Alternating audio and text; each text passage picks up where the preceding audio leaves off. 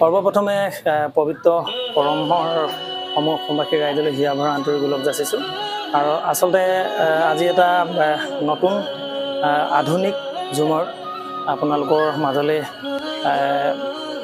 আজি আগবঢ়াইছোঁ। মোৰ বন্ধু সুৰেন্দ্ৰ লোহাৰ গোটেই গীতটি কম্প'জ কৰিছে আৰু চবতকৈ ভাল লগা কথা হৈছে আমাৰ সকলোৰে চিনাকি দেৱৰাজ নন্দা, স্বৰ্গীয় দেৱৰাজ নন্দা দাৰ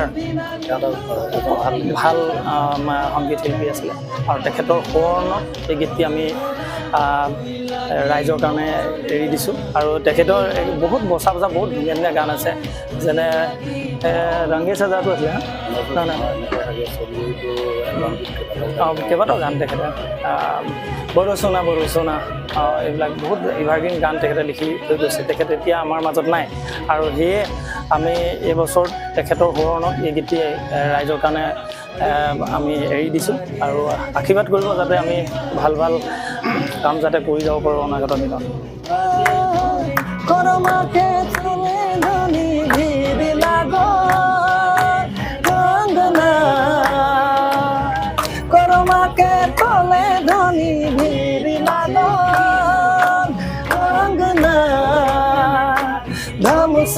বাজেরে সঙ্গে মান্দর বাজেরে সঙ্গে নাচে রে সবাই, ধামসা বাজেরে সঙ্গে মান্দর বাজেরে সঙ্গে নাচে রে সবাই। পবিত্ৰ কৰম পূজাৰ এইবাৰ যিমান সমূহ আমাৰ শ্ৰোতা আছে সকলো শ্ৰোতালৈ আমাৰ আন্তৰিক শুভেচ্ছা জ্ঞাপন কৰিছোঁ, লগতে সকলো অসমবাসীকে শুভেচ্ছা জ্ঞাপন কৰিছোঁ। আৰু এনে এটা শুভ ক্ষণত আমি অলপ কৈলাশে মই অলপ বেলেগ ধৰণে কিবা এটা কৰাৰ চিন্তা কৰোঁ আৰু কথাটো হ'ল ঝুমৰটোক অকণমান বেলেগ ধৰণে কৰিব পাৰি নেকি তাকে এটা চিন্তা কৰি তো খুব আজিকালি গানবিলাক অলপ ল'ৰা ছোৱালীবিলাকে খুব ৰোমানিক ধৰণৰ গানবিলাক বিচাৰে মানে, তো অলপ বেলেগ ধৰণৰ তো সেইবিলাকক অকণমান চিন্তা কৰি সেইটো ৰাখিলোঁ।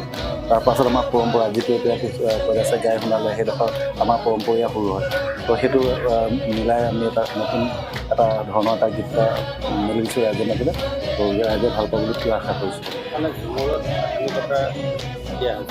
ঝুমত আধুনিকতা দিয়া আছে। আপোনাৰ পৰম্পৰা সুৰটো আমি ৰাখিছোঁ আৰু ল'ৰা ছোৱালী বা আজি চামে যিবিলাক যিজনে মানে ভাল পায় ঠিক তেনেকৈ তেওঁলোকৰ মনোভাৱটো লৈ তেনেকুৱা ধৰণৰ বনাই চাইছোঁ। ৰাইজে আশা কৰিছোঁ ৰাইজে ভাল পাব বুলি।